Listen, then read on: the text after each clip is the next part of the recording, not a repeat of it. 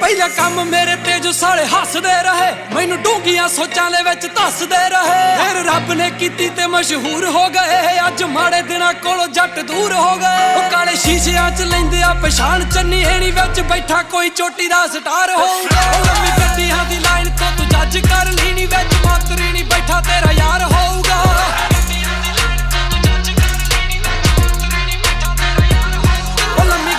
ਦੀ line ਤੋਂ ਤੂੰ ਜੱਜ ਕਰ ਲੈਣੀ, ਵਿੱਚ ਮੰਤਰੀ ਨਹੀਂ ਬੈਠਾ ਤੇਰਾ ਯਾਰ ਹੋਊਗਾ।